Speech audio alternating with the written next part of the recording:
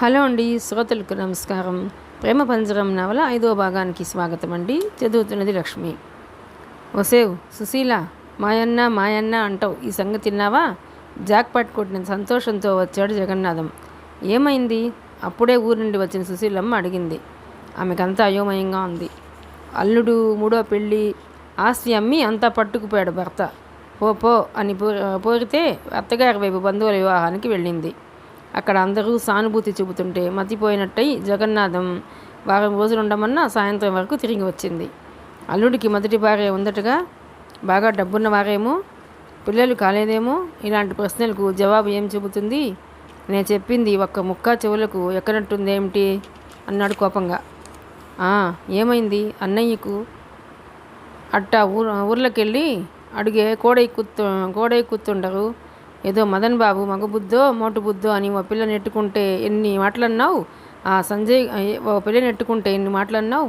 ఆ సంజయ్ గాడు దగుల్బాజు ఎదవ ఏం చేసిండు తెలుసునా? సినియేతుడని కూడా మర్చిపోయి ఆడి కాబోయే పెళ్ళాన్ని తెచ్చి ఇంట్లో పెట్టుకుని తైతక్కలాడిండు. ఇయ్యాలంటాడు ఆ బొట్టి నా పెళ్ళాం కాదు, మా అబ్బ కోసం పెళ్ళం మొగుడంటూ నాటకం ఆడినము అంటుండు అన్నాడు మీసం మెలివేసి. బావ వివాహం కాలేదా? గీత బయటికి వచ్చింది. ఆడి నాటకం మండిపోను, ఒకే గదిలో ఉన్నారంట, కలికాలం అన్నాడు ముక్కన వేలేసుకున్నంత పని చేశాడు. నేను ఒక్కసారి అన్నయ్య దగ్గరికి వెళ్ళి వస్తానండి అన్నది ఆదుర్దాగా. వెళ్ళటం కాదే, కావాలంటే అక్కడ ఉండు, ఆ ముసలాయన్ని దారిలో పెట్టుకో అన్నాడు మధ్యలో తుంచింది. అన్నయ్య మీకంటే చిన్నవాడేలేండి అన్నది రుసరుసలాడుతూ. అవునే, నాకంటే చిన్నోడే, పసివాడు పచ్చివాడు, మళ్ళా మనవాడు ఇగో వెళ్ళి ఆస్తి అటు ఇటు పోకుండా చూడు, ఇన్నాళ్లకు ఆ సంజయుడిని పొమ్మన్నాడంట అన్నాడు మహా ఆనందంగా. సంజయ్ని వెళ్ళమన్నాడా అన్నయ్య? వెళ్ళమనకి ఏం చేస్తాడే? ఇంగ్లీష్లో ఏదో అంటారే, బ్లడ్ ఈజు దిక్కర్ ధ్యాను వాటరు అని. నా పొలం పోతే డబ్బు పోతే ఏమైంది? మళ్ళా వస్తుంది చూడు. ఆయన నవ్వాడు. అప్పుడే పోలీసులు వచ్చారు. జగన్నాథం భయంగా చూచాడు. ఏమిటండి, ఎవరు మీరు? గీత కంగారుగా అడిగింది. పోలీసులం తెలియటం లేదా?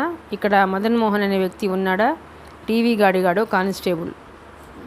ఇక్కడే ఉంటారు కానీ ఇప్పుడు లేరు. ఎందుకండి? సుశీలమ్మ అడిగింది. మా ఎల్లుడే. వాళ్ళబ్బా పంపిండా? జగన్నాథం అడిగాడు.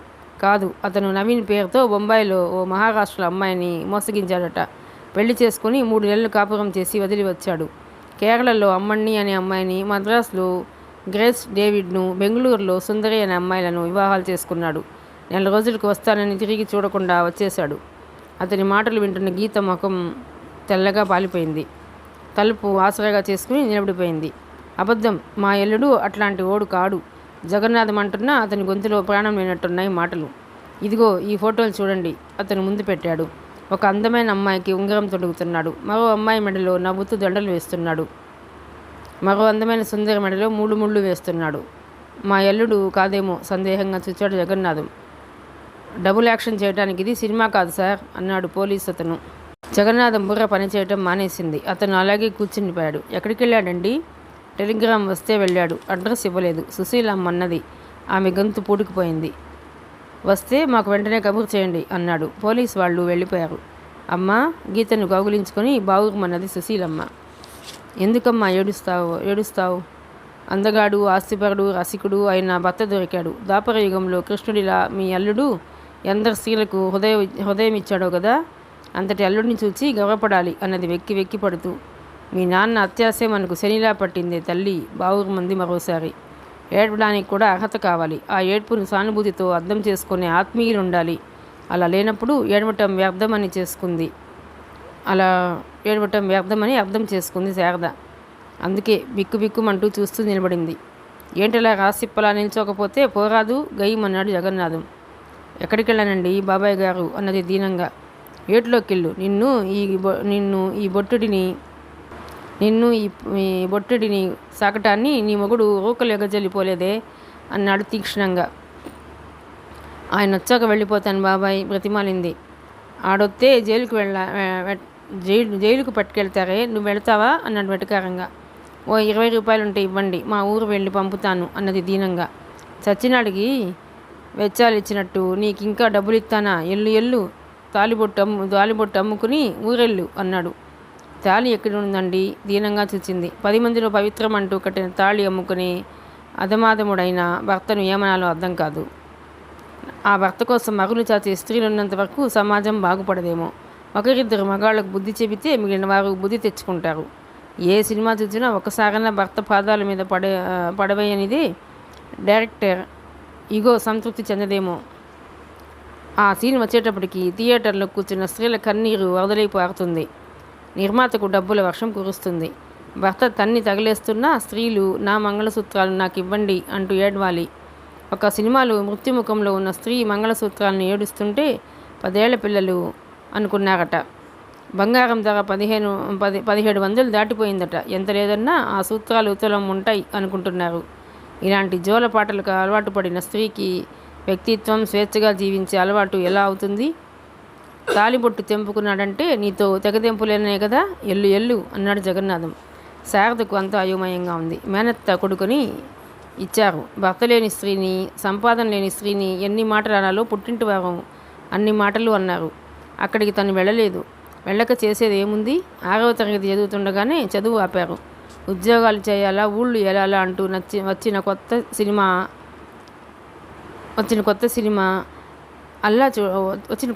అల్లా చూడటం, అందులో ఉన్నటువంటి ఫ్యాషన్లు అనుకరించటం, అందంగా అలంకరించుకోవటం. నా తల్లి అచ్చం సినిమా టార్లా ఉంది అని పెద్దవారు మురిసిపోవటం ఎరుగును. తనకు మిగిలింది మృత్యువే. మర్నాడు మబ్బు మబ్బుగా ఉండగానే వచ్చి నడి రోడ్లో నిలబడింది. కుర్రాడిని గట్టిగా హృదయానికి హత్తుకుంది. ఇద్దరి ప్రాణాలు ఒకేసారి పోవాలి. తల్లి తండ్రి ఉండే తను ఇన్ని అవస్థలు పడుతుంది. ఇద్దరూ లేని బ్రతుకు తను ఊహించలేదు. భగవంతుడా, పాపపుణ్యాల బేరీజ్ అంటూ వేసే ఎంత పాపమైనా మోస్తాను, నువ్వు నరకేతను పెట్టినా భరిస్తాను అనుకుంది. దూరంగా లైట్లు వెలిగాయి. గట్టిగా కళ్ళు మూసుకుంది. లారీ వృధ చేసుకుంటూ వెళ్ళిపోయింది. శారద అనుకున్నట్టు మరణించలేదు. ఒక యువకుడి చేతుల్లో ఉంది. ఏమిటి? బుద్ధి జ్ఞానం ఉన్నాయా? ఉన్నాయి కాబట్టే చచ్చిపోదామని నిర్ణయించుకున్నాను. నన్ను చావనీయండి అన్నది దీనంగా ప్రాధేయపడుతూ. చావటం తేలికే కానీ చావటానికి కాదు నువ్వు పుట్టింది. ఏమైంది? వివాహానికి పూర్వమే తల్లివయ్యావా? లేదు, నన్ను చావనీయండి గింజుకుంది. సరే, సంగతి ఏమిటో చెప్పు, చెప్పాక చదువు గాని అన్నాడు అతను చేతిలోని బాబుని లాక్కుని. ఏం చెప్పను? ఏడుస్తూనే జరిగిందంతా చెప్పింది. ఐసి అతనంతా విని తల పంకించాడు. చూడమ్మా, నీ భర్తను బాగు చేసే శక్తి నాకు లేదు, కానీ మీకు మీ జీవితం గడుపుకునే వసతి చూపిస్తాను అన్నాడు. ఆమె భయంగా చూచింది. తెలుగు సినిమాలు చూసిన అనుభవంతో భయపడబోకండి. నేను ఏ వేశ్యాగృహానికో తీసుకువెళ్తున్నానని అన్యాయం జరుగుతుందంటే హత్య చేయటానికి కూడా వెనుదీయకూడదు. అప్పుడే మీ వ్యక్తిత్వాలు నిలుస్తాయి అన్నాడు. ఆమె మౌనం వహించింది. చూడమ్మా, మెత్తగా ఉంటేనే మొత్త బుద్ధేస్తుంది. పురాణాలు చదవండి. ఆనాటి స్త్రీ జీవితాన్ని మీతో పోల్చుకోండి. ఆది కావ్యంలోనే ఆత్మాభిమానం గల సీత భర్త కోసం ఒకసారి అగ్నిప్రవేశం చేసినా రెండవసారి భర్తను చూడగానే అతని పాదాలపై పడి మీ తోడిదే లోకం అనలేదు. భూదేవిని శరణుజొచ్చింది. సమాజంలో ఇన్ని మార్పులు వచ్చినా ఈనాడు మీరు అదే పని చేయటం పొరపాటు అన్నాడు. అతని మాటల్లో మృదువైన హెచ్చరిక ధ్వనించింది. ప్రయత్నిస్తాను అన్నది కళ్ళు ఒత్తుకుని. ప్రయత్నించాలి, ప్రతిఘటించాలి. మీ బావలాంటి మగవారికి బుద్ధి చెప్పాలంటే మీకు నచ్చిన వారిని తిరిగి వివాహం చేసుకోవాలి అన్నాడు. ఆమె ఆ చిరువెలుగులో చీరుటాకులా వణికిపోయింది. కంపరంగా చూచింది. ఒక్క దెబ్బ చాలు, మళ్ళీ పెళ్లి పేరు ఎత్తవద్దు అన్నది భయంగా. మాట వరసకు అన్నాను పదండి అన్నాడు అతను. ఇద్దరు ఒకరి వెంట ఒకరు నడుస్తుంటే కళ్ళు లేని కబోదికి కళ్ళున్నవాడు దారి చూపుతున్నట్టుగా ఉంది. ఆగు! ఆ కంఠంలో ఎన్నడూ చూడని కరుకుదనం వినిపించింది పూర్ణిమకు. ఆమె ఆగి తల ఎత్తింది. ఎదురు సోఫాలో గంభీర వదనంతో చంద్రశేఖరం కూర్చుని ఉన్నారు. అతని ఎదురుగా న్యాయమూర్తి తీర్పు కోసం వేచియున్న ముద్దాయిల సంజయ్ నిలబడ్డాడు.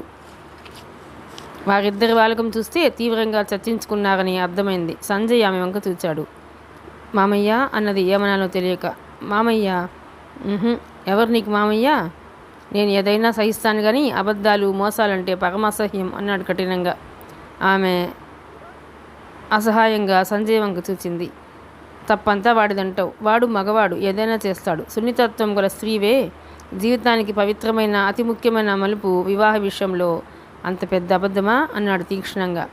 ఎక్స్క్యూజ్ మీ సార్, అన్నిటికన్నా ఆకలి గొప్పది సార్. దాని ముందు పవిత్రత, సభ్యత ఏం గుర్తుండవు అన్నది రోషంగా.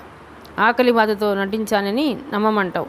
మీరు నమ్మినా మానినా నిజం అదే. అది కాక సంజయ్ గారు నన్ను ప్రమాద పరిస్థితి నుండి కాపాడారన్న కృతజ్ఞతతో నాటకానికి అంగీకరించాను. మీకేం నష్టం కలగనీయలేదని హామీ ఇస్తున్నాను అన్నది ప్రాధేయపూర్వకంగా. అవును నాన్న, ఆవిడదేం పొరపాట్లేదు. నాకు రమేష్ చంద్ర అని తెలియదు. సంజయ్ నచ్చజెప్పబోయాడు. దయచేసి ఇంకేం మాట్లాడవద్దు. ఎక్కడుంటావో ఎలా బ్రతుకుతావో నాకు అనవసరం. నీకోసం నా వాళ్ళందరినీ వదులుకున్నాను. అది కాదు నాన్న. ఒక్కసారి చటుక్కున లేచాడు చంద్రశేఖరం. తన గదిలోకి దారి తీస్తూ తర్జనీతో బయట తలుపు చూపారు. ఒకే విషయాన్ని పదే పదే చెప్పే అలవాటు నాకు లేదు. ఆ అమ్మాయి నీ సమస్య. వివాహమే చేసుకుంటావో స్నేహితుని కాళ్లే పట్టుకుంటావో అది నీ ఇష్టం అన్నారు కరుకుగా.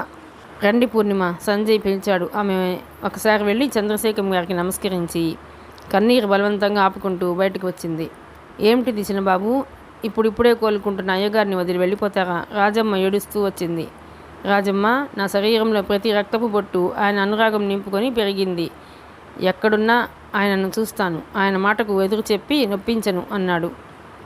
ఇదంతా ఏమిటి బాబు అన్నది కళ్ళు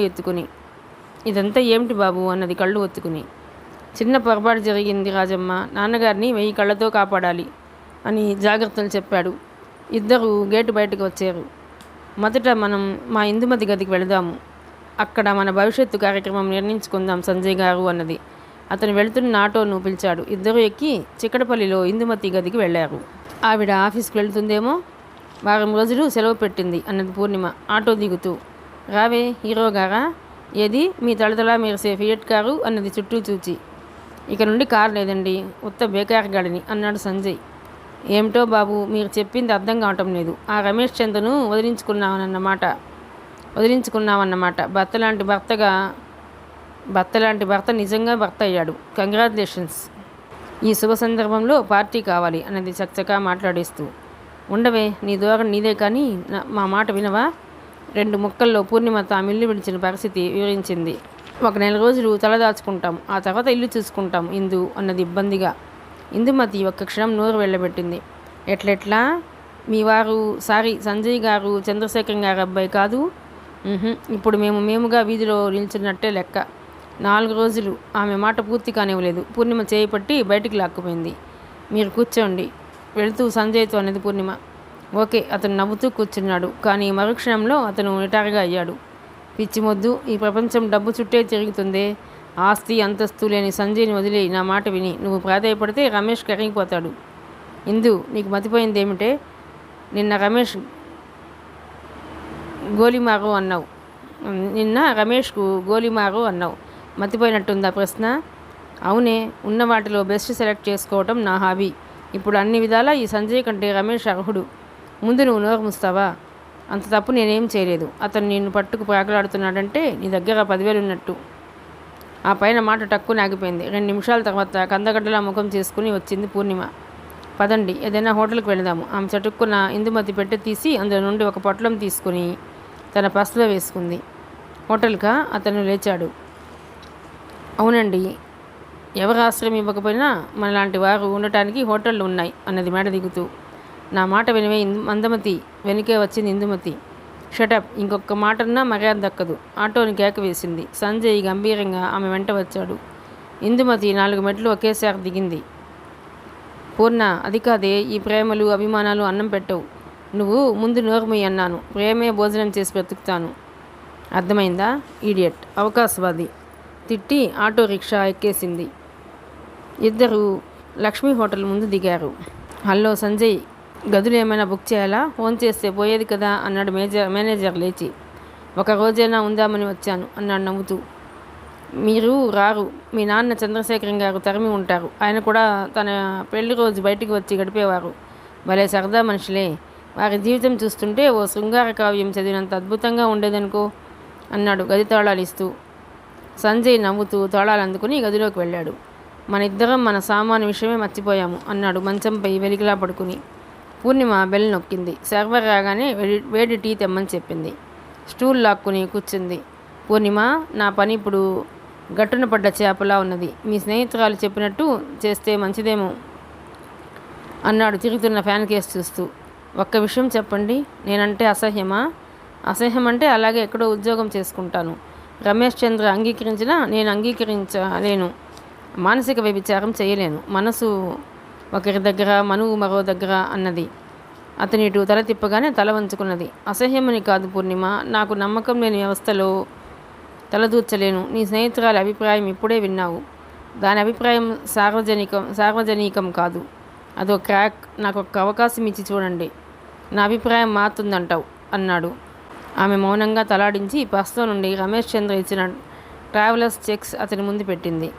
నాకు మీ పట్ల, మీ సమర్థత పట్ల విపరీతమైన నమ్మకం ఉంది.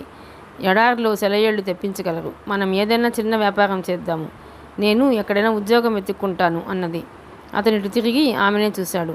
ఆమె కళ్ళు, అతని కళ్ళు క్షణం కలుసుకున్నాయి. వెంటనే తన చూపుల్ని విడదీసుకుందామె. చూడండి, ఇలా నా డబ్బు తీసుకోవటం మీకు అభిమానంగా, అవమానంగా ఉండవచ్చు. పోనీ అప్పుగా తీసుకోండి. మనం ఎంత ఎదిగినా స్త్రీధనం అంటే. ఆమె మాట మధ్యలోనే తుంచేశాడు సంజయ్. పురుషులకు చాలా ప్రీతి, అవునా? కాదు, కట్న రూపేణా చాటుమాటుగా తీసుకుంటారు కానీ సమానంగా చూడాలంటే బాధగానే ఉంటుంది. ఆమె ఆధిక్యత అంగీకరించాలని జంకుతారు. నాకు అలాంటి కాంప్లెక్స్ ఏమీ లేదు అన్నది కాస్త ఉడుక్కుని. అయితే కాంప్లెక్స్ నాకే ఉందంటావు. ఈసారి ఆమె మూగగా చూచింది. ఆల్రైట్, అప్పుగాని డబ్బు తీసుకుంటున్నాను. 5 ఏళ్లలో తీర్చివేస్తాను అన్నాడు. దానికే ఆమె సంబరపడిపోయింది. ఇద్దరూ చేతులు ఆడించుకుంటూ వచ్చేశారు. స్నానం చేయాలన్నా బట్టలు లేవు. ఆమె అయోమయంగా చూచింది. ఆమె పర్సులో కొన్ని రూపాయలున్నాయి. సంజయ్ దగ్గర ఎంత ఉందో తెలియదు. అడగాల వద్దా? తనకు కట్టుకోవటానికైనా బట్టలు కావాలి కదా. అప్పుడే తలుపు తట్టిన శబ్దమైంది. పూర్ణిమ తలుపు తీసింది. ఆగంతుకుని వైపు ఆశ్చర్యంగా చూచింది. రాములు, నువ్వా అన్నది సంతోషంగా. ఇల్లు వదిలి కొన్ని గంటలు కాలేదు, అప్పుడే ఎన్నో రోజులైనట్టుంది. అవునమ్మా, మీకు సంబంధించిన వస్తువులేమీ ఉంచొద్దని అయ్యగారు బట్టలన్నీ పంపించారండి అన్నాడు. 2 అటాచీలు మొయ్యలేక మోసుకొచ్చి అక్కడ పెడుతూ. రాములు తీక్షణంగా చూచాడు సంజయ్. రాములు, పూర్ణిమ అదిరిపడ్డట్టు చూచారు. ఆయనకే నా పౌరుషం ఉంది, మాకు లేదా? వెళ్ళి ఆ బట్టలు ఇచ్చేయి, మేము కొనుక్కోగలం. అతని మాట పూర్తి కానేయలేదు పూర్ణిమ. తన చేత్తో మృదువుగా అతని నోరు మూసింది. రాములు, నువ్వు వెళ్ళు. చిన్నబాబు గారేమో కోపంగా ఉన్నారు. ఇక్కడ జరిగిందేం చెప్పొద్దు. అయ్యగారిని జాగ్రత్తగా చూసుకో అన్నది. రాములకి చిన్నబాబు కోపం ఎరగంది కాదు. అందుకే కాళ్లకు చక్రాలు వచ్చినట్టు పరిగెత్తుకుపోయాడు. చూడండి సంజయ్ గారు, నా హృదయంలో మీ ఆశయాల పట్ల ఎంతో ఉన్నతమైన స్థానం ఉంది. దాని నుండి దిగి రాకండి అన్నది. సంజయ్ విస్మయంగా చూచాడు. ఓహో, 10,000 ఇచ్చావో లేదో అప్పుడే శాసించడం మొదలైందన్నమాట అన్నాడు కాస్త కరుకుగా. దెబ్బతిన్నట్టు చూసింది పూర్ణిమ. ఆమె కళ్ళల్లో అనిర్వచనీయమైన బాధ రెపరెపలాడింది. చూడండి, మీకు ఆ ఇంట్లో ఎదురులేని అధికారం చెలాయించటమే అలవాటైంది. ఎదుటివారిని అర్థం చేసుకోమని ప్రార్థిస్తున్నాను. మన మాడిన నాటకం ఆయన హర్షించలేకపోయారు. ఆయనను తప్పుపట్టడం సమంజసం కాదు. మీ తండ్రిగా కాక వ్యక్తిగా అతని వ్యక్తిత్వం మహోన్నతమైనది అన్నది పాఠం అప్పగించినట్లు. చాలా మహోన్నతమైనదే. అందుకే ఇలా నడిగొడ్డుపై నిలబెట్టాడు. మహాత్ముడు అయిన వాడు కూడా జయించలేనివి కొన్ని ఉన్నాయి. ఆ క్షణంలో కోపం భరించలేకపోయాడు అని బాయిని పిలిచి తొందరగా టీ తెమ్మని చెప్పింది. ఆమె మనసు నడి సముద్రంలోని నావలా ఊగిసలాడుతోంది. సంజయ్ మనసేమిటో తనకు తెలియదు. సరసోక్తులు నవ్వటమే తెలియని వ్యక్తితో తన జీవితం కత్తి మీద సాము, నిప్పుల మీద నడక అవుతుంది. కింది పెదవి పళ్ళ మధ్య నొక్కిపట్టి నించుండిపోయింది. సుశీలమ్మ అన్నగారికి కాఫీ ఇచ్చి ఎదురుగా కూర్చుంది. గీత దూరంగా కూర్చుని ఫెమీనా తిరగవేస్తోంది. అన్నయ్య, తెలివి తక్కువగా నీ మాట కాదన్నాను. ఇప్పుడు గీత భవిష్యత్తు నీ చేతిలో పెడుతున్నాను. నా మతి పోతుంది అన్నది. నాకు మాత్రం సంతోషంగా ఉందా సుశీ? ప్రస్తుతానికి ఏమీ చేయలేము. గీత కాలేజీలో చేరి డిగ్రీ పూర్తి చేయని, ఆ తర్వాత ఆలోచిద్దాం అన్నాడు. అన్నయ్య, సంజయుడు ఆ పిల్లని వివాహం ఆడలేదుట. సుశీ, మళ్ళీ వాడి పేరెత్తుకు. వివాహం కాలేదని వాడు బుకాయించగానే సగా ఆ విషయం వదిలేద్దాం. చేయి జారినది మళ్ళీ రాదమ్మా గీత. జూన్లో తిరిగి కాలేజీలో చేరాలమ్మా అన్నారాయన. నాకు చదవాలని లేదు మామయ్య. ఈ జీవితం అంటే చెప్పలేనంత విరక్తి కలుగుతుంది అన్నది విచారంగా. ఆయన లేచి గీత దగ్గరగా వెళ్ళి ఆమె తల నిమిరాడు తన వణుకుతున్న చేత్తో. నువ్వు విచారంగా ఉండద్దమ్మా, మాకు మిగిలిన ఆశాకిరణానివి. మదన్ నీ జీవితంలోకి పీడకల్లా ప్రవేశించాడు. అది మర్చిపో, మా కోసం బ్రతుకు అన్నాడు లాలనగా. మామయ్య అతని హృదయంలో తలదాచుకుంది. అతని కళ్ళు అశ్రుపూరితాలయ్యాయి. ఒకవైపు మదన్ మోహన్పై కేసు నడుస్తుంది. అవి చదువుతుంటే గీతకు కంపరంగా ఉంటుంది.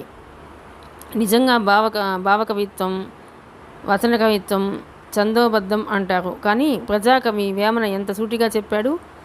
అల్పుడెప్పుడు పలుకు ఆడంబరంబు, ఆ చరణానికి ప్రతీక మదన్మోహన్. సజ్జనుండు పలుకు చల్లగాను. రెండవ చరణం సంజయ్ పట్ల నిజమవుతుంది. కంచు మోగినట్టు కనకంబు మోగున పరమసత్యం పలికాడు. మదన్ కంచు, అందుకే తన మోతతో అందరినీ బోల్తా కొట్టించాడు. నిజాయితీగా మాట్లాడే సంజయ్ అంటే తమకు చులకనైపోయింది.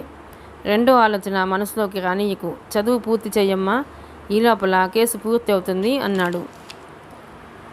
చదివింది సాలు బావా, నీకు విషయం తెలుసా అన్నాడు కూర్చుని అప్పుడే వచ్చిన జగన్నాథం. నువ్వు ఏ విషయము చెప్పందే? అదే ఆ పుండాకు సంజయ్ గాడు ఈ ఈది మొగల కాపురం పెట్టిండు బావా, ఈ ఈది మొగల కాపురం పెట్టిండు బావా. ఆ ఇంట ఆయన దుమ్ము దులిపిన ఇల్లెట్లా వచ్చిన ఇల్లు ఇట్లా ఇచ్చినావంటే ఆడికి బలిసింది. కిరా ఇస్తే ఇల్లు ఇస్తాం అంటాడేంది అన్నాడు రోషంగా. చంద్రశేఖరం గారు గంభీరంగా మారిపోయారు. వాళ్ళు అన్న దాంట్లో తప్పేముంది? అద్దె ఎవరిస్తే వాళ్ళకి ఇస్తారు అన్నది సుశీలమ్మ. ఆమెకు భర్త అంటే మండిపోతుంది. ఓయబ్బో, మీ అన్న చదివితే చదువుతావే అన్నాడు కోపం మింగుతూ. ఆయనకి ఇప్పుడు చంద్రశేఖరాన్ని బుట్టలో వేయాలని పట్టుకుంది. దానికి సుశీలమ్మ సహాయం కావాలి. చదివితే తప్పేముంది? జగం, నువ్వు జైలుకు వెళితే విడిపించుకు రావద్దు అన్నాడు. అబ్బో అబ్బో బావా చమత్కారులేనే. సుశీల, నాకు పైన గది కావాలంటూ చెప్పు ఆ రాములు గాడికి అన్నాడు లేస్తూ. బావా, నీకు వయసు అవుతుంది, పైన ఎందుకు? క్రింది గది చాలు కానీ వెళ్ళి విశ్రాంతి తీసుకో, నేను ఆఫీస్ వరకు వెళ్ళి వస్తాను అన్నాడు చంద్రశేఖరం లేస్తూ. అప్పుడే బ్యాగ్ తీసుకుని రాములు వచ్చాడు. రాములు, పై గదులకు తాళాలు వెయ్యి, ఫోన్లు నోట్ చేసి పెట్టు అని బయటకు వచ్చాడు. జగన్నాథం పళ్ళు నూరాడు. ఇంతకీ అల్లుణ్ణి కాదని పాకులాడి పడిపోయినా సిగ్గులేదు అంటూ గించుకున్నాడు. కారు శబ్దం దూరం కాగానే మఠం వేసుకుని సోఫా మీద కూర్చున్నాడు.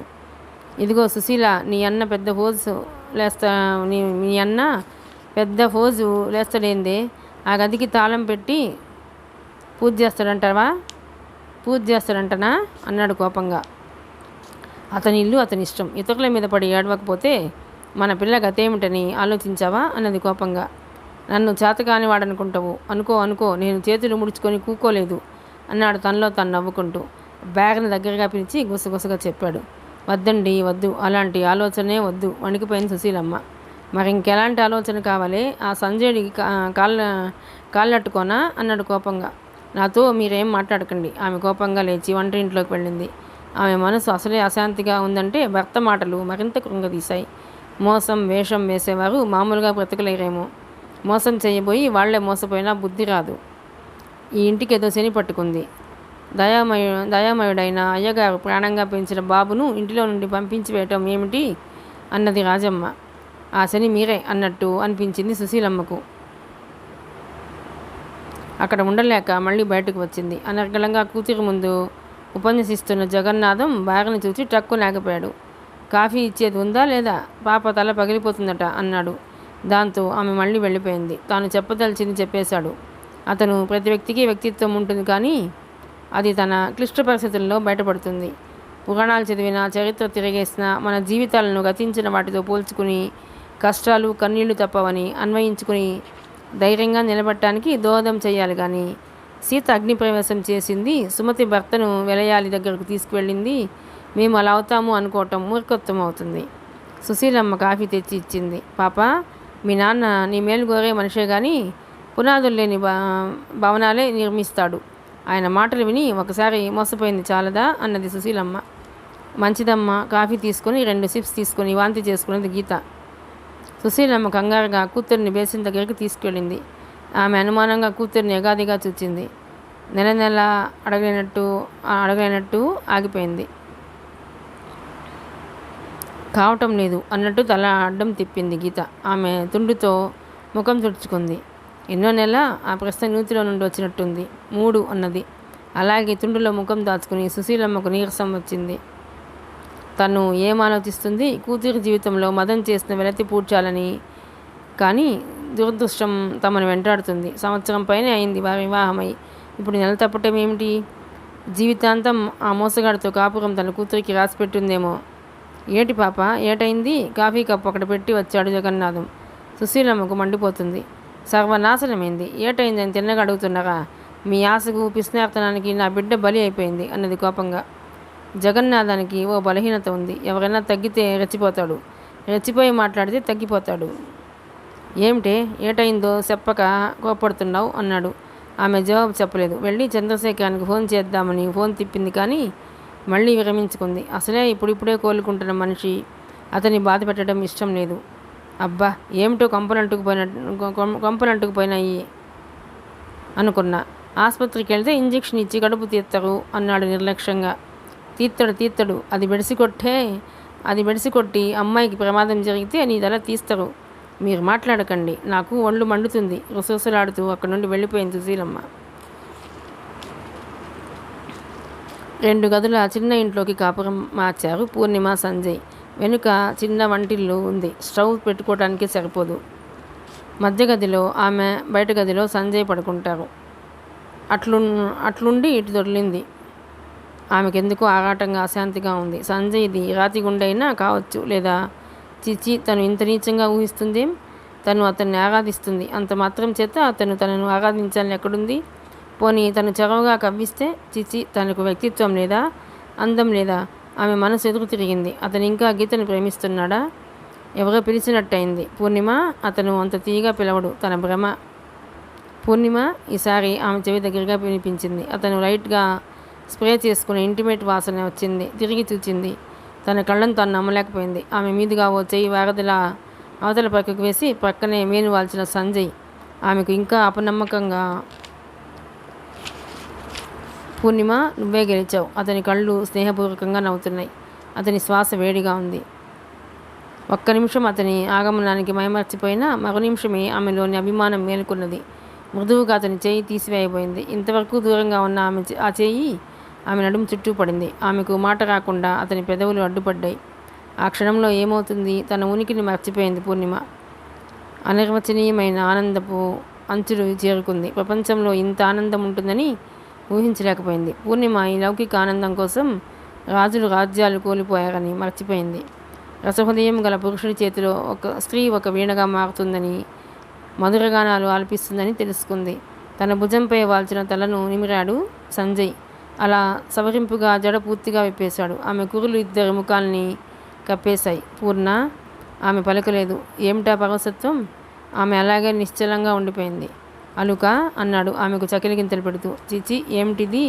ఆమె విసురుగా లేచింది. జుట్టు వేలుముడి వేసుకుని బయట గదిలోకి వచ్చి కూర్చుంది.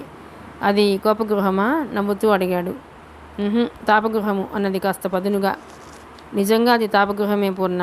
ఆ గదిలో ఎన్ని ఊహలు, ఎన్ని మధుర భావాలతో నేను వేగిపోయాను నీకేం తెలుసు అన్నాడు తల కింద 2 చేతులు పెట్టుకొని పడుకుంటూ. కబుర్లు. ఆమె అక్కడి నుండి కదలలేదు. అబ్బా! సంజయ్ కడుపు పట్టుకుని పక్కకు ఒత్తికెళ్ళాడు. ఏమైందండి? ఒక్కంగలో అతని పక్కన కూర్చుని అతన్ని ఇటు పొర్లించింది. దాహమైందండి. ఆమెను అనుకరిస్తూ ఆమె పెదవులు అద్దాడు. కోపంగా చూడబోయి నవ్వేసింది. ఆ నవ్వుతో అందరినీ మాయ చేస్తావు. ఒకరికి వాగ్దత్తవని తెలియకపోతేనా అన్నాడు. గొప్ప. ఏం చేసేవారో అన్నది అతన్నే చూస్తూ. ఇలా ఎత్తుకుపోయి ఆమెను అమాంతం పడుకునే చేతులతో కాస్త పైకి లేపాడు. వదలండి అన్నది కళ్ళు మూసుకుని. అతను నెమ్మదిగా కిందకి దింపాడు. పిరికిదానవు అన్నాడు హాస్యంగా. ఆమె జవాబుగా అతని హృదయంలో తలదాచుకుంది. శారీరక బంధం మానసిక బంధాన్ని దృఢపరుస్తుందేమో అనుకుంది. మర్నాడు ఉదయం లేస్తూనే స్నానం చేసింది. సంజయ్ విగ్రహారాధనకు పూర్తిగా వ్యతిరేకి. అతని గదిలో లైఫ్ సైజ్ ఫోటో, అతన్ని పెంచిన తల్లి సుమతీదేవి ఉన్నది. అతను పనికి వెళ్ళబోయే ముందు ఆమె ఫోటోని నమస్కరించి బయటకు వెళ్తాడు. అందుకే భక్తిగా ఆమె సుమతీదేవి ఫోటోకు నమస్కరించింది. టీ కలిపి తీసుకొచ్చి సంజయ్ని లేపింది. అతను వెళ్ళి వెనుక అరుగు మీద కూర్చుని ముఖం కడుక్కుంటే చంద్రశేఖరం గారింట్లో అతని గది గుర్తుకు వచ్చింది. ఆమె కళ్ళల్లో నీళ్లు చిప్పిల్లాయి. తుండుతో ముఖం ఒత్తుకుంటూ వచ్చిన సంజయ్ ఆమెను పరీక్షగా చూచాడు. ఏమిటి కళ్ళల్లో నీరు? నా భార్య కళ్ళ నీళ్ళు పెట్టుకుందంటే నాకెంత అవమానమో తెలుసా?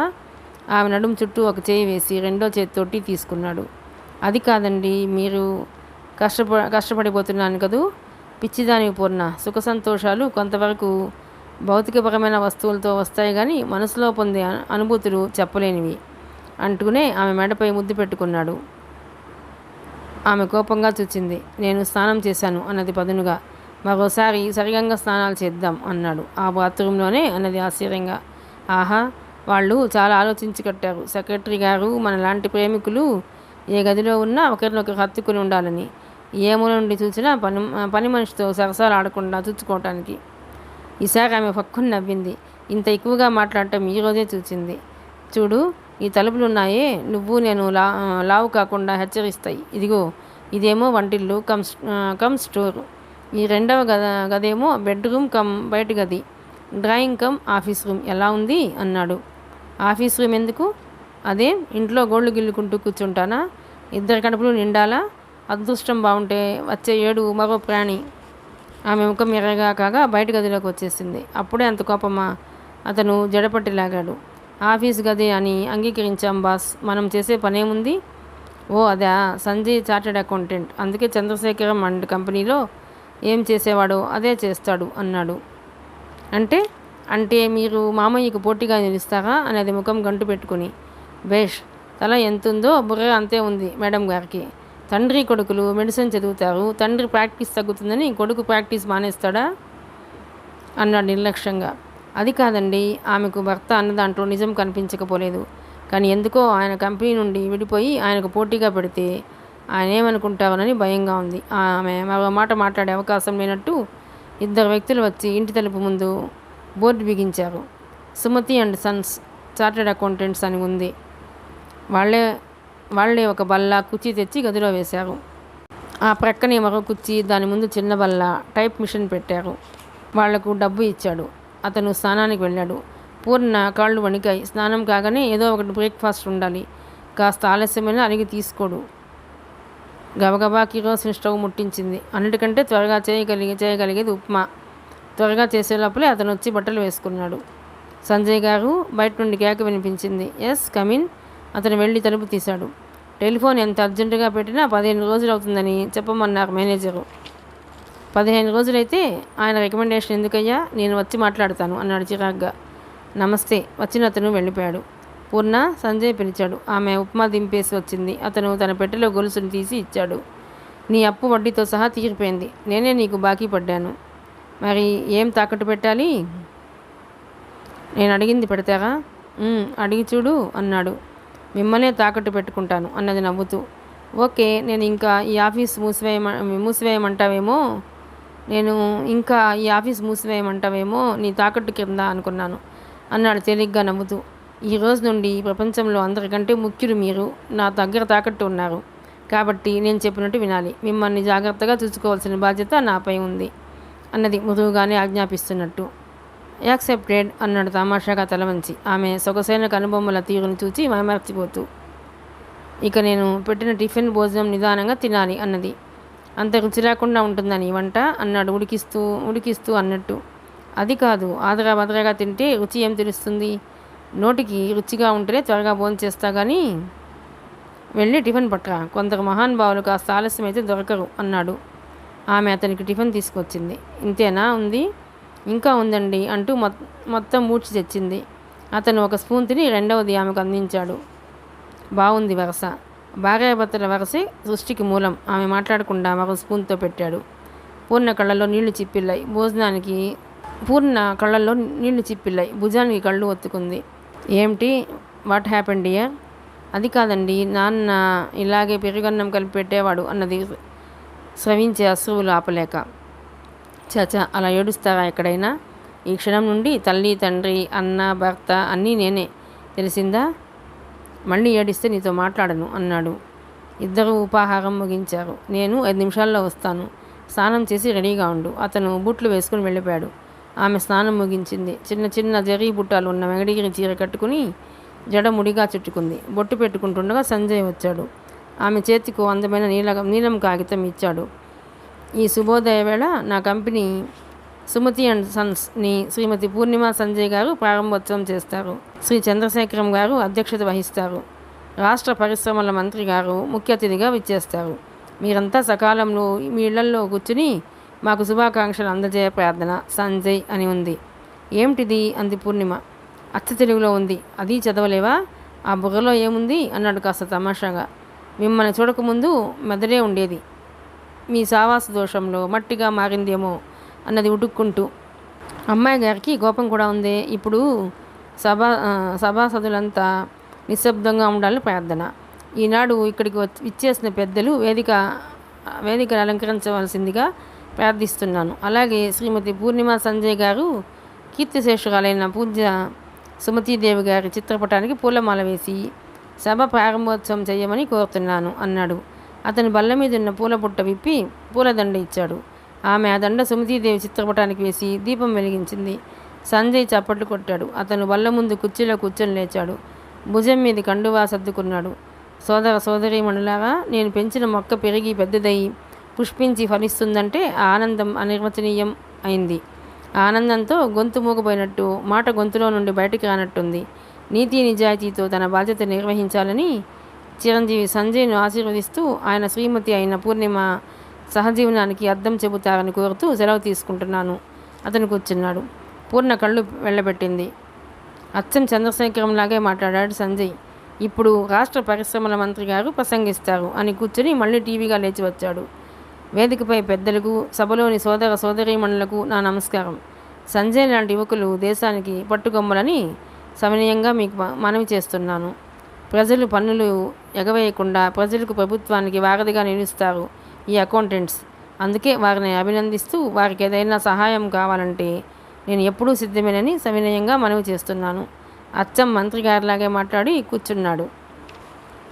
సంజయ్ చప్పట్లు కొట్టాడు. మళ్ళీ చంద్రశేఖరం గారి గొంతును అనుకరించాడు.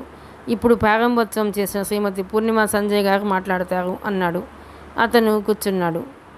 పూర్ణిమ కూడా అతనికి తీసిపోను అన్నట్టుగా భుజాల మీదుగా పమిట కప్పుకొని వచ్చింది.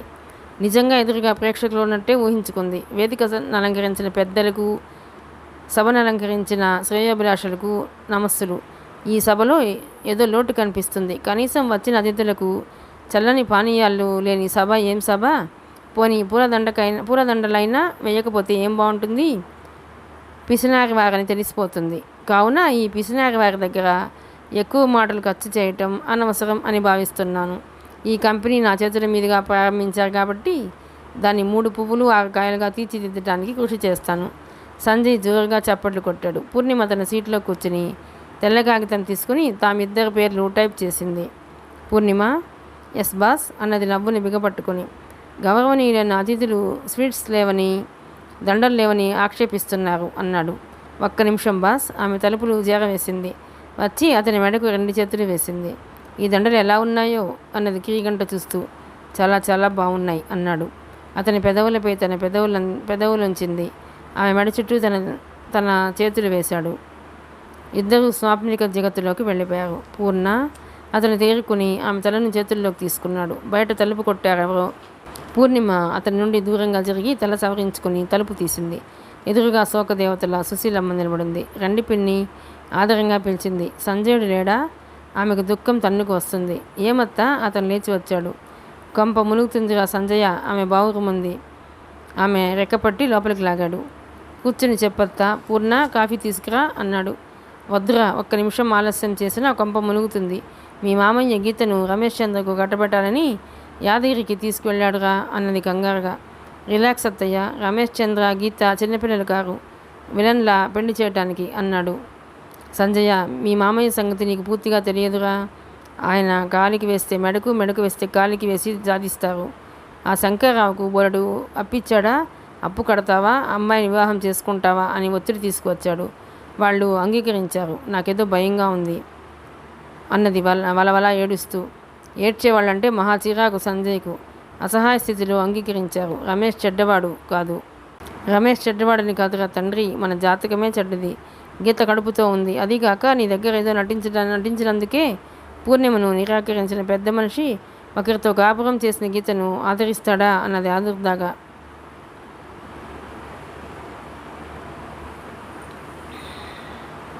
మై గాడ్, నాకు ఆలోచనే రాలేదత్తా. వివాహం చేసుకుని వెళ్ళిపోయినా అడిగేదెవరు అన్నాడు. త్వరగా పస్ తీసి జేబులో వేసుకున్నాడు. అన్నయ్య సమయానికి లేరు. క్లయింట్ కూతురి పెళ్ళట అన్నది. అతను 2 నిమిషాల్లో పూర్ణకు చెప్పి వచ్చాడు. ఆటోని పిలిచాడు. ఇద్దరూ ఎక్కాక చెప్పాడు. త్వరగా వెళ్ళి పెట్రోల్ పోయించుకో, మనం యాదగిరి గుట్టకు వెళ్ళాలి అన్నాడు ఆజ్ఞాపిస్తున్నట్టు. బస్లో నుండి 50 రూపాయలు తీసి ఇచ్చాడు. ఆటో డ్రైవర్ హుషారుగా ఇలా వేశాడు. యాక్సిలేటర్ నొక్కాడు. యాదగిరి నరసింహస్వామి గుడి తెలంగాణలో ఉన్న పుణ్యక్షేత్రం. పెద్ద గుట్ట మీద వెలిశాడు దేవుడు. 3 వైపుల నుండి ఎక్కే సదుపాయం ఉంది. ఒకవైపు నుండి మెట్లు, ఒకవైపు నుండి కార్లకు దారి, మరోవైపు నుండి పాదాలు అంటారు.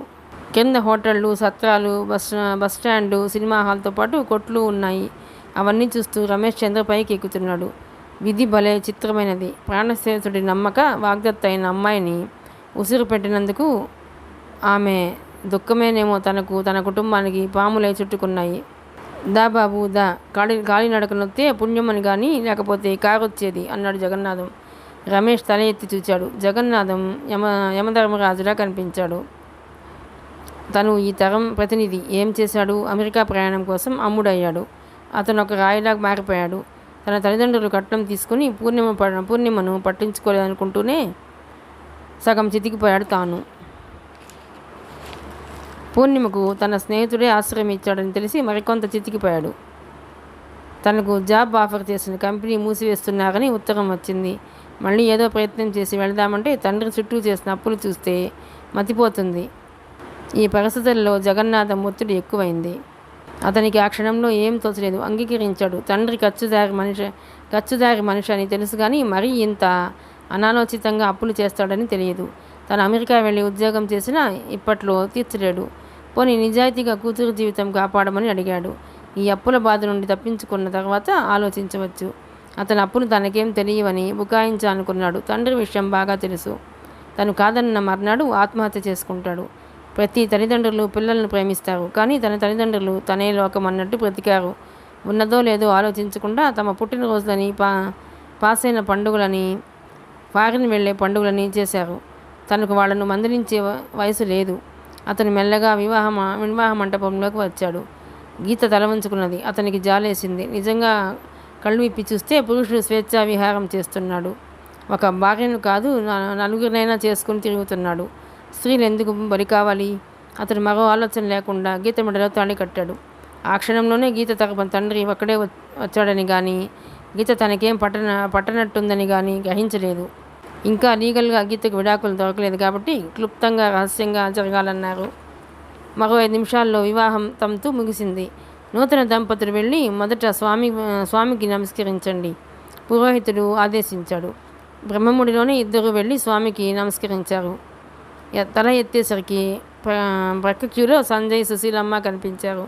Hello, congratulations rum. Thank you అన్నాడు అపరాధం చేసిన వాడిలా. ఏరా పెళ్లి కొడుక, పెళ్లి చేసుకుని ధైర్యంగా తలెత్తాలిరా, అలా తల వంచుకుంటావా అన్నాడు మెల్లిగా. అతని వెంట ఉన్న గీత ఒక్కసారి తలెత్తి తల దాచేసింది. ఆమె కూడా బిడియపడుతుందని గ్రహించాడు. పురోహితుడు తొందర చేయడంతో లోపలికి వెళ్ళి నమస్కరించి ఆశీర్వాదం పొంది వచ్చారు. ఈసారి సుశీలమ్మ, సంజయ్ వెళ్ళారు లోపలికి. ఆమె చిగురుటాకులా వణికిపోయింది. సంజయ, రమేష్తో ఆ విషయం చెప్పకు, దాని రాత ఎలా ఉంటే అలా అవుతుంది అన్నది.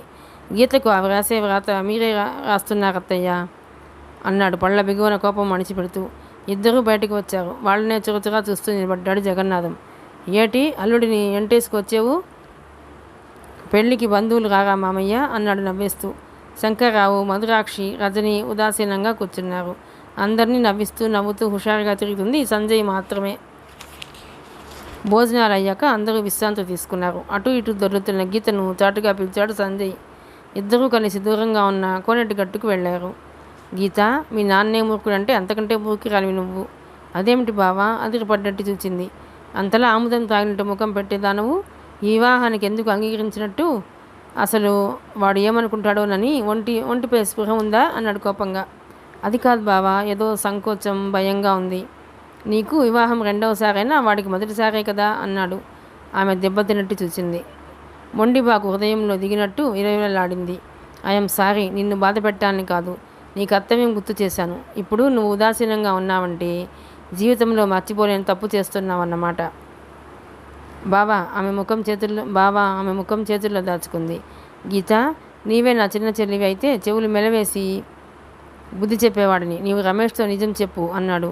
నాకు ఆ ధైర్యం లేదు. ఇప్పటికైనా చెవులు మెలివేసే హక్కు నీకుంది అన్నది. ఆమె చెవి సున్నితంగా పట్టుకున్నాడు. అయితే రమేష్ లేచే లోపల త్వరగా తయారవ్వు, మళ్ళీ నీ కంట్లో కన్నీరు చూస్తే ఊరుకోను అన్నాడు. ఆమె కళ్ళు తుడుచుకుని తామున్న కాటేజ్ వైపు వెళ్ళింది. కాసేపు ఆగి అతను వెళ్ళాడు. అందరూ టీ తాగుతున్నారు. బయట కూర్చున్నాడు రమేష్. అతనికి గీత స్వయంగా టీ ఇచ్చింది. ఏరా లేచావా? సంజయ్ వచ్చి అతని పక్కనే కూర్చున్నాడు. టీ తీసుకో, తన గ్లాస్ ఇచ్చాడు. ఏం మీ ఆవిడ మాకెవరికి టీ ఇవ్వనందా?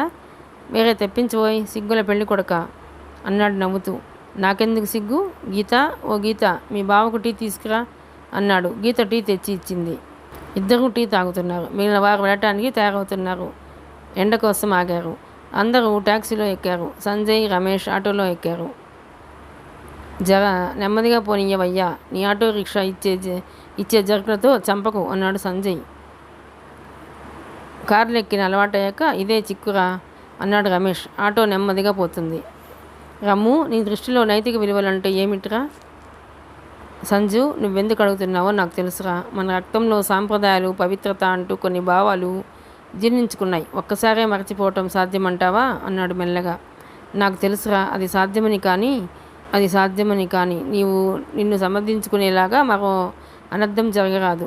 ఆడపిల్లల మనసు అతి సున్నితము, అభిమానం ఎక్కువ అన్నాడు సంజు స్నేహంగా, ప్రమాణపూర్తిగా అన్నట్టు అతని చేయి నొక్కాడు. ఒరేయ్, డ్యూయెట్లు పాడకపోయినా నీ మరదని మనసు నొప్పించనని మాటిస్తున్నాను అన్నాడు. ఎట్లెట్లా? డ్యూయెట్లు పాడాలని సరదాగా ఉందేం? చెప్పు, గండిపేట దగ్గర మరెక్కడో ఏర్పాటు చేస్తాను అన్నాడు అతని చేయి నొక్కుతూ. రమేష్ నవ్వాడు. ఉన్నదానితో జీవితం సాగించి లేని దానికోసం శోధించవచ్చు కానీ జీవితం పాడు చేసుకోవద్దు అన్నాడు. నాకు తెలుసురా, మొదట అంగీకరించినప్పుడు గీతను వివాహం చేసుకుని అప్పులు తీర్చినట్టు కాగితాలు తీసుకుని వెళ్ళిపోదాం అనుకున్నాను. వివాహ మంటపంలో అడుగుపెట్టిన తర్వాత ఉద్దేశం మారిపోయింది. మా నాన్న అప్పు చేశాడు, వాళ్ళ నాన్న తీర్చమంటున్నాడు. దానికి ఆమె బాధ్యురాలు కాదని ఆ నిర్ణయం మారిపోయిందిరా అన్నాడు. గుడ్, మనం యువతరం వారం, మన ఉద్దేశాలు, ఆచరణలు ఎగదీపికలై ఉండాలి అన్నాడు. అంతకంటే చెప్పటం మంచిది కాదని ఊరుకున్నాడు సంజయ్. కానీ అతన్ని కంటిలో నలుసులా వేధిస్తున్న సమస్య ఉంది. అది రమేష్కు చెప్పటం మంచిదా కాదా అని ఆలోచించాడు. ఆయన అత్తకు తను మాటిచ్చాడు, చెప్పకపోవటమే ఉత్తమం అనుకున్నాడు. ఏమిట్రా ఆలోచిస్తున్నావు? నీకు ఏ విధంగా సహాయం చేయాలా అని. అసలు ట్రబుల్ ఏమిట్రా అన్నాడు. నువ్వేం కంగారు పడకు, అక్కడ నా స్నేహితులకు రాశాను, వాళ్లే చూస్తారు, త్వరలోనే అయిపోతుంది. ఇక్కడే ఓ చిన్న సహాయం చేయి. ఉత్తర దక్షిణ ధృవాల వంటి వారు మా నాన్న జగన్నాథం, వారికి చోట ఉండగలరా అన్నాడు దిగులుగా. ఆ విషయంలో నువ్వు నిశ్చింతగా ఉండు. నాన్నకి అభిప్రాయ భేదం వచ్చిందని, నాన్నకు నాపై కోపంగా ఉందని జగన్నాథం మా అమ్మాయికి తెలుసు. అతను మా ఇంట్లో ఉండి మిగతా ఆస్తి కాజేయాలని చూస్తాడు అన్నాడు నవ్వేస్తూ. అయితే ప్రాబ్లం లేదన్నమాట అన్నాడు. వాళ్ళు ఎవరి ఆలోచనలో వారు ఉన్నారు. ఆటో దూసుకుపోతున్నది. పూర్ణ అతను తలుపు నెట్టి వెళ్ళి మంచంపై అడ్డంగా పడిపోయాడు. పూర్ణిమ వచ్చి సున్నితంగా అతని నుదుట పడిన చెమట తన పమిటి చెంగుతూ అద్దింది. పెళ్ళి ఆపారా? నేను విలన్లా కనిపిస్తున్నానా? అచ్చు రావణాసురుడిలా కనిపిస్తున్నారన్నది. ఆమె తలపై ఒకటి మొట్టాడు. రావణాసురుడు అంటే అంత చులకనగా ఉందా? తెలిసి తెలియక సినిమా వాళ్ళు అతన్ని త్రాగుబోతు పాత్రతో పోలిస్తే అతను తపస్సంపన్నుడు. ఆమె సున్నితంగా తన పెదవులు అడ్డు వేసింది. అతని నోటికి ఒక నిమిషం తర్వాత కోపం ప్రదర్శించింది. ఈ మధ్య నోరు విప్పితే ఉపన్యాసాలు మొదలు, అసలు విషయం చెప్పరు అన్నది. వాళ్ళ వివాహం అయిపోయింది అన్నాడు. మరి పిన్నగారు ఏమన్నారు? అసలు విషయం చెప్పమన్నారు, చెప్పాము, మిగతావన్నీ వడ్డీ విషయాలు చెప్పము అన్నాడు. తన మాటల్లోని భావం మరో విధంగా అన్వయించుకున్నాడని అర్థమైంది. ఆమె ఎలా అతనితో అసలు విషయం రాబట్టాలా అని ఆలోచిస్తుండగానే తలుపు తీసుకొని కంగారుగా జాఫర్ వచ్చాడు. ఏమిటి జాఫర్? సంజయ్ లేచాడు. సాబ్, వీమ్ సాబ్ అంట, అయ్యగారిని పిలువు అంటూ ఫోన్ చేశారు. అంతే. సంజయ్ ముఖం కూడా కడగలేదు, పరిగెత్తినట్టే వెళ్ళిపోయాడు. అతని వెనకాలే జాఫర్ వెళ్ళాడు. పూర్ణిమకు కళ్ళనీళ్ళు పరిమితమైంది. అతని కోసం తను చేసినవన్నీ వృధాగా పోతున్నాయి అనిపించింది. అలాగే కూర్చుండిపోయింది. చీకటి అయ్యాక ట్యాక్సీ వచ్చి ఇంటి ముందు ఆగితే ఆశ్చర్యంగా చూచింది. ఓ లైట్ వేసుకోలేదు. అతను స్విచ్ ఆన్ చేశాడు. జాఫర్ 2 సూట్ కేసులు, 2 ఇంపోర్టెడ్ టేప్ రికార్డర్స్, కెమెరాలు, ఇంకా సామాన్లు తెచ్చాడు. ఆ మంచం కింద వాటికి సర్దివేయి జాఫర్ అన్నాడు సంజయ్. అచ్చా సాబ్ అన్న అతను సామాన్లు సర్దుతున్నాడు. తన భర్త తను ఊహించినంత ఉన్నతుడు కాడా? స్మగ్లింగ్ వ్యాపారం చేస్తారా? ఓ గాడ్ అనుకుని అతన్నే చూస్తోంది. తల పగిలిపోతుంది. పూర్ణ, ఒక కప్పు టీ ఇవ్వు. ఆమె యాంత్రికంగా వెళ్ళి టీ తీసుకొచ్చింది. అతను టీ కప్ అందుకుని ఆమెను చూచాడు. ఏమిటి, మతిపోయిందా? జాఫర్కు టీ ఇవ్వవు అన్నాడు. లోపలికి వెళ్ళింది. టీ చేసుకుని వచ్చింది. జాఫర్కి ఇచ్చింది. అతను టీ త్రాగి సలాం పెట్టి వెళ్ళిపోయాడు. ఎంతటి కుటిలుడు! అందుకే పెళ్ళి వద్దు అన్నాడేమో.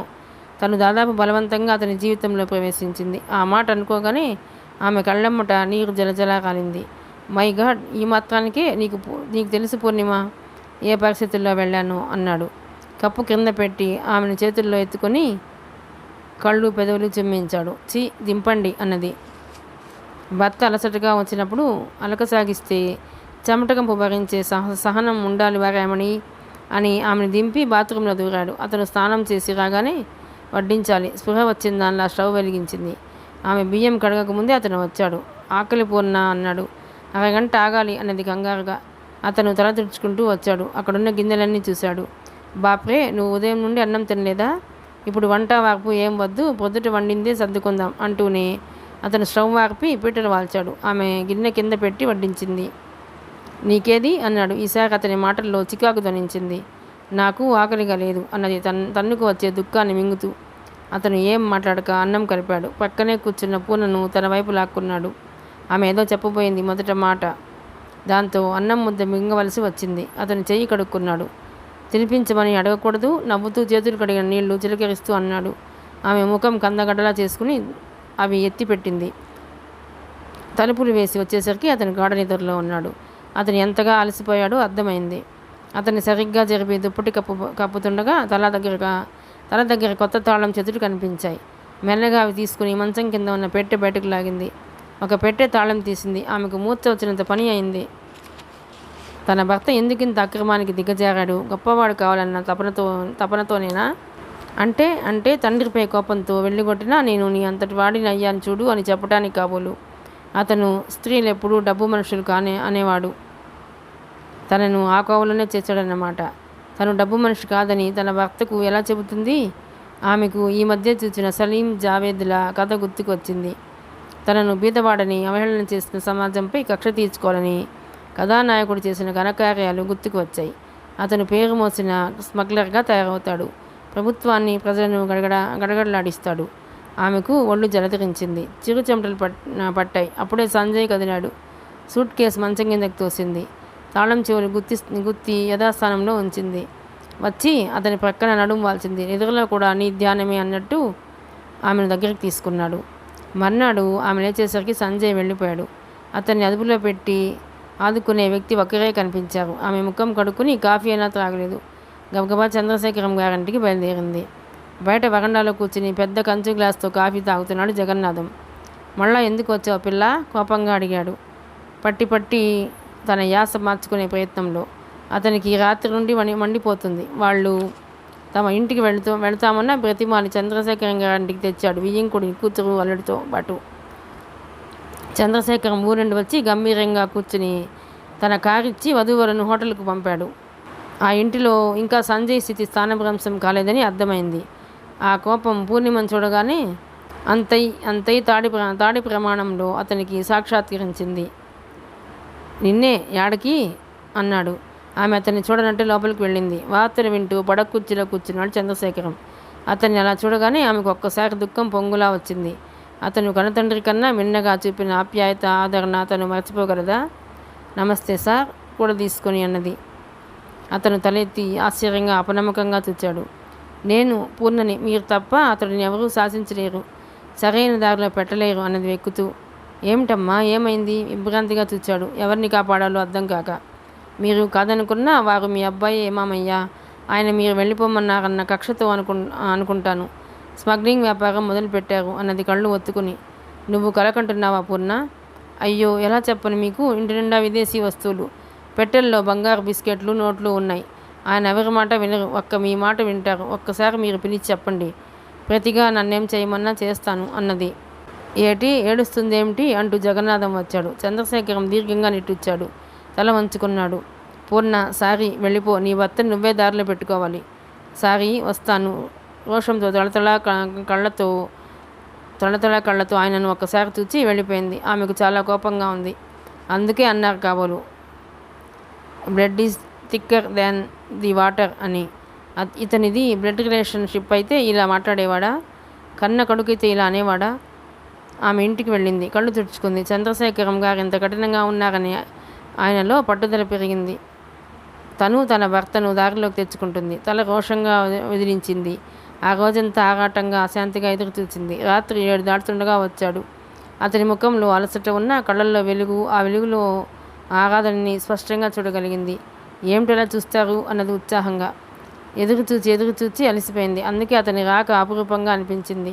పూర్ణ, మనం ధనవంతరం అవుతాం. నీకిల్లు వంట ఏదీ వద్దు అన్నాడు. ఆమె వచ్చి అతని ఎదురుగా నిల్చుంది. నాకు ఈ ఇల్లే బాగుంది. మీరింట్లో ఉండేది చాలా తక్కువ. ఆ కాస్త సమయం మీరెక్కడో నేనెక్కడో ఉండటం నచ్చలేదు. నేను ఈ ఇంట్లో ఎక్కడున్నా కనిపిస్తాను అన్నది. పిచ్చిదానివి, డబ్బు బంగారం ఏమీ వద్దా? మీరు కావాలి, నిజాయితీగా బ్రతికే భర్త కావాలి అన్నది. అతను ఇక ఆగలేనట్లు ఆమెను 2 చేతులతో ఎత్తి గిరగిరా తిప్పాడు. దించండి, ఏమిటి అల్లరి? అతను దింపాక 5 నిమిషాలు కళ్ళు మూసుకుని కూర్చుండిపోయింది. అతను పకపకా నవ్వాడు. పూర్ణ, ఆ బంగారం, టేప్ రికార్డర్స్, విదేశీ సరుకులు నేను స్మగ్లింగ్ చేస్తున్నానని అనుకున్నావు కదూ అన్నాడు. అన్నది అతన్నే చూస్తూ. ఫూల్, ఇవన్నీ ఒక ఉన్నతాధికారింటి నుండి తెచ్చినవి. ఇదిగో. అతను వార్తాపత్రిక తీసి చూపించాడు. నిన్న అనుమానంపై శ్రీవాత్సవ ఇల్లు సిబిఐ అధికారులు సోదా చేశారు. వారికి అక్కడ ఏం దొరకలేదు. ఆయన 2 కూతుళ్ళ పేర్లన్న 10,000కు ఫిక్స్డ్ డిపాజిట్ బాండ్స్ మాత్రం ఉన్నాయి అని ఉంది. ఆమెకేం అర్థం కాలేదు. అతను తలపై ఓ మొట్టికాయ వేశాడు. ట్యూబ్లైట్ బుర్ర, ఈ సరుకంతా శ్రీవాత్సవదే. ఆయన ఇల్లు సోదా చేయడానికి వస్తున్నారని తెలిసి నాకు కబురు చేశాడు. ఈ 4 రోజులు ఆ వస్తువులు మన ఇంట్లో ఉంచుకోవాలి అన్నాడు. సిబిఐ అధికారులు సోదా చేస్తారని అతనికిలా తెలుసు? ఆశ్చర్యంగా అడిగింది. మన ప్రభుత్వం పనిచేసే విధానమే దరిద్రంగా ఉంది. వాళ్లే ఫోన్ చేస్తారు అన్నాడు మంచంపై అలసటగా వాలిపోతూ. మేము సోదాకు వస్తున్నామని వాళ్లే ఫోన్ చేసి డైరెక్ట్గా చెబుతారా? పార్టీకి చెప్పరు, నాకు ఫోన్ చేస్తారు. నీ క్లయింట్ ఇంటికి వెళుతున్నామని అన్నాడు. మీరెలా అంగీకరించారు అన్నది కోపంగా. ఆమె చెయ్యి పట్టిలాగాడు. వచ్చి ఎద మీద పడిపోయింది. మై డియర్ గ్రేట్ లేడీ, మేము మా క్లయింట్ క్షేమమే చూస్తాము, కానీ ఆ డబ్బు ఎలా వచ్చింది, ఎప్పుడు వచ్చింది అని చూడము అన్నాడు ఆమెకు చిన్న డీ ఇస్తూ. మై గాడ్, ఎంత వంచన అన్నది అప్రయత్నంగా గుండెల మీద చేతులు వేసుకుని. అవును, ఆ వస్తువులు నేను స్మగుల్ చేస్తున్నానని అనుకో. ఏం చేసేదానివి అన్నాడు ఆమె 2 చేతులు తన గుప్పెట్లో బిగించుకొని. పోలీసులకు అప్పగించేదాన్ని. అవును, మామయ్య ఫోన్ చేశారా? భర్తను పోలీసులకు అప్పగిస్తావా? ఒక్కసారి మన పతివ్రతల చరిత్ర గుర్తుకు తెచ్చుకోడియే. భర్త కోరితే కుష్టివాడైనా సరే నన్ను ఎక్కడికి వేస దగ్గరికి వెళ్ళింది సుమతీదేవి. వేస దగ్గరికి తీసుకెళ్ళింది సుమతీదేవి. మరి సావిత్రి ఏం చేసింది? అతన్ని మాట్లాడనివ్వలేదు. ఇలా అతని నోరు మూసింది. అతని ముక్కు పట్టి ఊపుతూ నవ్వుతూనే తన అభిప్రాయం స్పష్టంగా చెప్పింది. నాకు ఆ పతివ్రత శిరోమణుల జాబితాలో చేరాలని లేదు. జీవిత భాగస్వామిగా మీ మంచి చెడ్డలు చూస్తూ మీ దానిగా మిగిలిపోవాలని ఉంది. అమ్మయ్య, ఇప్పుడెంత హాయిగా ఉందో అన్నది. అతను అలా చూస్తున్నాడు. మామయ్య కాస్త చిక్కినట్లు అనిపించారు కదూ. అతను ఆమె చేతిని తన మూతిపై నుండి తీసివేశాడు. నోటికి చెయ్యి అడ్డం పెట్టి మాట్లాడమంటావు, భలే దానివిలే. నాకు ఆయనపై ఆ క్షణంలో ఎంత కోపం వచ్చిందో అన్నది. భార్యాభర్తలు ఒకరి కష్టసుఖాలు ఒకరు పంచుకోవటంలోనే ఉంది థ్రిల్లంతా. అతన్ని చూస్తూ ఉండిపోయింది. నేను ఒక మాట చెబుతాను, వింటారా? ఆజ్ఞాపించండి దేవి గారు అన్నాడు లేచి కూర్చుని. మీరు చంద్రశేఖరం కంపెనీతో సంబంధం బాంధవ్యాలు మానేయాలి అన్నది. ఏమిటి? రిటైర్గా కూర్చున్నాడు. అవునండి, ఆయనకు మీపై కాస్తంత కూడా ప్రేమ లేదు అన్నది కినుకుగా. ఒకేసారి మానేస్తే ఒక్క నాన్నగారు నష్టపోరు పూర్ణిమ. క్లయింట్స్ సఫర్ అవుతారు. మెల్లమెల్లగా తప్పుకుంటాను అన్నాడు. ఆమె మాట్లాడలేదు. లేచి అతనికి చేయూతనిచ్చింది. అతను లేచాడు. అతనికి స్నానం చేయడానికి అన్నీ అమర్చింది. వేడిగా అన్నం కూర తయారు చేసింది. అరగంట తర్వాత ఒక ఇంపోర్టెడ్ కారులో వచ్చి సామాన్లు తీసుకొని వెళ్ళిపోయారు. ఆ కారు వెళ్ళిపోగానే నిశ్చింతగా భోజనాలు చేశారు. అతను సిగరెట్ నోట్లో పెట్టుకోగానే పూర్ణిమ అగ్గిపుల్ల గీసి వెలిగించింది. Thanks dear. అతను పొగ పీల్చి ఆమె ముఖం మీదకి వదిలాడు. పైకి మాత్రం బుద్ధిమంతుడిలా ఫోజు. చేతులతో పొగ దూరం చేయాలని చూచింది. ఏమ్మా, బుద్ధిమంతుడిని కానా అన్నాడు ఆడంగి గొంతుకతో. ఇదిగో తెలుస్తూనే ఉంది అని ఆమె ఇంకా ఏదో అనబోయింది. బయట తలుపు శబ్దమైంది. సంజయ్ లేచి తలుపు తీసి ఆశ్చర్యంతో నోరు వెళ్ళిపెట్టాడు. సిబిఐ వాళ్ళతో పాటు పోలీసులు. మిస్టర్ సంజయ్, మీపై సెర్చ్ వారెంట్ ఉంది. ఇల్లు సోదా చేయడానికి ఏమైనా అభ్యంతరమా అని అడిగాడు అతను. నో, మీ ఇష్టం అని దారి ఇచ్చాడు. ఇదంతా అర్థం కాని పూర్ణిమ భయంగా వచ్చి అతన్ని ఆనుకునించుంది. 5-6 నిమిషాల కంటే ఎక్కువ సమయం తీసుకోలేదు. ఉన్న ఇల్లంతని వాళ్ళు బయటకు వచ్చారు. సారీ ఫర్ ద ట్రబుల్, మా డ్యూటీ చేయాల్సి వచ్చింది అన్నాడు. దట్స్ ఆల్ రైట్, నాకేం విచారంగా లేదు. Be seated. పూర్ణిమ కాఫీ కలుపుతావా అన్నాడు. నో ఇప్పుడేం వద్దు. కరచాలనం చేసి అతను వెళ్ళిపోయాడు. అయినా సంజయ్ కదలలేదు. అతని దవడ బిగుసుకుంది. ఏమిటండి, ఏమిటిది అన్నది కంగారుగా. మామ, శకుని మామ అన్నాడు పళ్ళ బిగున. ఏం లేదు డియర్. అతను పైజామా లాల్చి వేసుకున్నాడు. ఒక్కసారి అలా వెళ్ళి వద్దాం పదా అన్నాడు. బయటకు వచ్చి సిండికేట్ బ్యాంకు ముందుకు రాగానే ఆటో దొరికింది. ఇద్దరు శ్రీవాత్సవ ఇల్లు చేరారు. ఇందాక వచ్చి సామాన్ తీసుకెళ్ళిన అతను ఎదురొచ్చాడు. పెద్ద ప్రమాదం గడిచింది సంజయ్ గారు. నేను వచ్చేసరికి ఇక్కడ సిబిఐ వారు ఉన్నారు. శ్రీవాత్సవ పెద్ద కొడుకు అన్నాడు రొప్పుతూ. మా ఇంటికి వచ్చారు, అందుకే వచ్చేసాను అన్నాడు సామాను కోసం కలయి చూస్తూ. ఏది జరిగినా మన మంచికే అన్నట్లు దారిలో టైర్ పంచర్ అయింది. స్పేర్ టైరు రిపేర్లో ఉంది. కారు లాక్ చేసి వచ్చాను అన్నాడు. జాగ్రత్తగా ఉండండి, ఇది మామయ్య వల్ల లీక్ అయింది. తలకాయ లేని మనిషి, ఐఎమ్ సారీ అన్నాడు. పర్వాలేదు. ఇద్దరికి కాఫీ బిస్కెట్లు తెప్పించాడు. మేము భోజనాలు చేస్తాం అన్నా వినలేదు. అతనికి చెప్పి బయలుదేరారు. ఇంత రిస్క్తో పన్ను చేయకుంటేనేం అన్నది గాఢంగా నిట్టూరుస్తూ. ఇదంతా ప్రభుత్వానిదే పొరపాటు పూర్ణిమ. 35% గరిష్ట పరిమితి అంటూ ట్యాక్స్ పెడితే ఎవరు ఎగ్గొట్టి బ్లాక్ మనీ కోసం ప్రాకులాడరు అన్నాడు. అప్పుడు ఎగగొట్టేవారు లేరంటారా? ఉంటే కొందరు ఉండవచ్చు. మ్యాక్సిమం 70% అనే వరకు ప్రతివాడు దొంగ లెక్కలు చూపుతున్నారు. లక్షలు కోట్లు గడించేవాడు దొంగ లెక్కలు చూపుతున్నారు. లక్షలు కోట్లు గడించేవారు నష్టం తప్ప లాభం చెప్పలేడు అన్నాడు నిట్టూర్చి. తల తిరిగిపోతుంది బాబు అన్నది పూర్ణిమ ఆటోలో అతని చేయి పట్టుకొని. మిగతా కథ 6వ భాగంలోనండి. ప్లీజ్ అండి, ఈ నవల కనుక మీకు నచ్చినట్లయితే లైక్ చేయండి, షేర్ చేయండి.